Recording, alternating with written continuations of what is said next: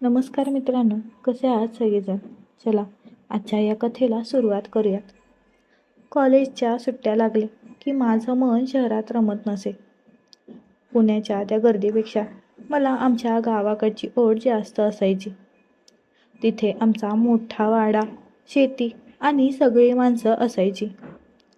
यंदाही मी सुट्ट्यांसाठी गावी गेलो होतो, पण यंदा काहीतरी वेगळंच घडणार होतं. आमच्या वाड्यात माझे सदा मामा आणि मंजू मामी असे राहायचे. मामा स्वभावाने खूप साधे होते. दिवसभर शेतात काम करून ते खूप थकायचे. पण मंजू मामी मात्र दिसायला एकदम भारी होती. तिचं वय 30-32 वर्ष असेल, पण ती विशीतल्या मुलीसारखी दिसायची. तिचा बांधा, तिची चालणं आणि तिचं ते रूप पाहून गावातील तरुण तिच्याकडे पाहतच राहायचे. ती जेव्हा साडी नेसून वाड्यात वावरायची तेव्हा माझंही लक्ष तिच्यावरून हटत नसे. एका रात्री गावात खूप पाऊस पडत होता. थंड हवा सुटली होती. मी हॉलमध्ये झोपलो होतो, पण मला काही केल्या झोप येत नव्हती. अचानक मला मामाच्या खोलीतून काही आवाज ऐकू आले. मी हळूच उठलो आणि त्यांच्या खोलीच्या दारापाशी गेलो. दरवाजा थोडा उघडाच होता. मी आत पाहिलं तर मामा घोरत झोपले होते.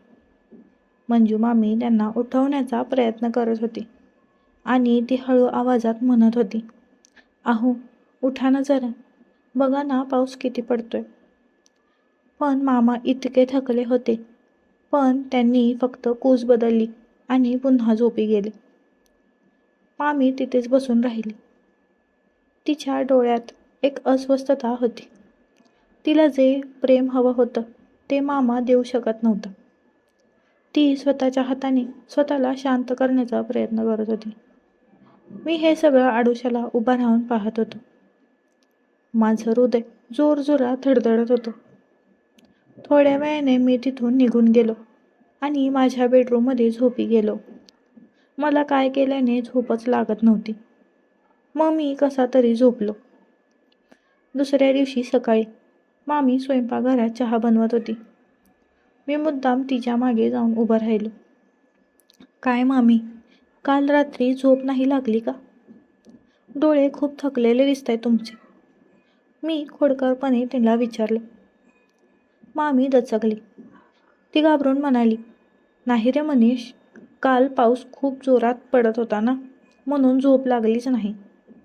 मी हसलो आणि तिच्या अगदी जवळ जाऊन म्हणालो, "मामी, खोटं कशाला बोलताय? मी रात्री सगळं काही पाहिलं आहे. मामा लवकर झोपले, पण तुझी तडप अजून शांत झाली नाही." हे ऐकून मामीच्या हातातील वाटी खाली पडली. ती थरथर कापायला लागली. मी तिचा हात हातात घेतला आणि हळूच दाबला. "घाबरू नकोस मामी, मी कोणालाही काही सांगणार नाही. उलटं मला तुला ते सुख द्यायला आवडेल, जे मामा देऊ शकत नाही." मामीने माझ्याकडे आश्चर्याने पाहिलं. तिला वाटलं नव्हतं की मी इतका धीटपणे तिला विचारेन. तिने तिचा हात मागे घेतला नाही. याचा अर्थ तिलाही माझी साथ हवी होती. दुपारी घरात कोणीच नव्हतं. मामा शेतात गेले होते. मी मामीच्या खोलीत गेलो. ती आरशासमोर बसली होती. मी मागून जाऊन तिला घट्ट मिठी मारली. "मनीष, हे काय करतोयस? कोणी बघेल ना," ती म्हणाली. पण तिने मला बाजूला केलं नाही. "कोणीच नाहीये मामी, आज फक्त तू आणि मी," असं म्हणत मी तिच्या मानेवरती स्पर्श केलं. माझ्या स्पर्शाने मामीला एक वेगळाच आनंद मिळाला. तिला जणू याच गोष्टीची कित्येक दिवसापासून ओढ होती. तिने स्वतःला माझ्या स्वाधीन केलं होतं. आमचा तो आगाऊ खेळ सुरू झाला होता. मामी म्हणाली, "तू तर खूप हुशार निघालास. तुझ्या या जोशापुढे तुझे मामा काहीच नाहीत." आम्ही बराच वेळ एकमेकांच्या मिठीत होतो. मामीची तडप आता शांत होत होती. माझ्या तरुण शरीराचा स्पर्श तिला एक वेगळ्या जगात घेऊन गेला होता.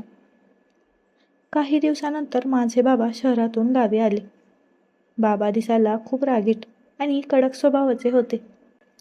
पण बाबा आणि मामी यांच्यात काहीतरी वेगळंच नातं निर्माण झालं होतं असं मला वाटू लागलं. एके रात्री मी पाहिलं की मामी गुपचूप बाबांच्या खोलीत गेली.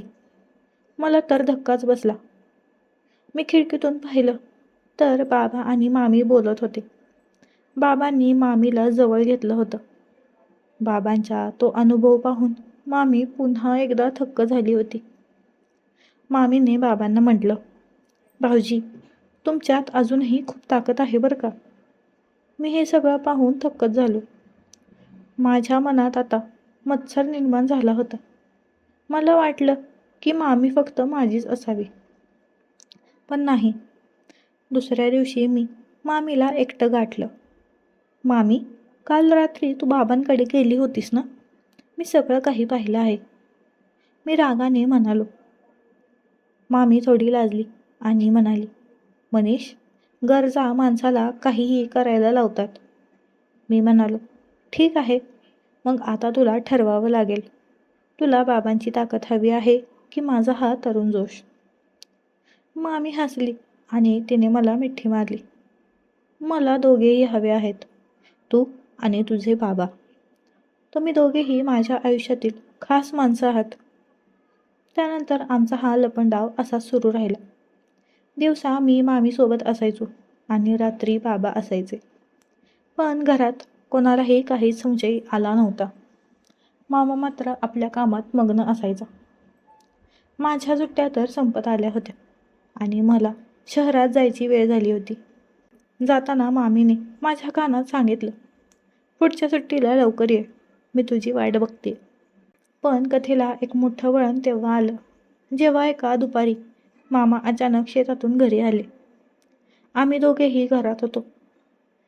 मामांनी सरळ कपाटातून एक कॅमेरा काढला जो त्यांनी हॉलमध्ये लपवून ठेवला होता. माझा जीव भांड्यात पडला. मामांना आधीपासूनच संशय होता की काय. मामांनी तो कॅमेरा लॅपटॉपला जोडला.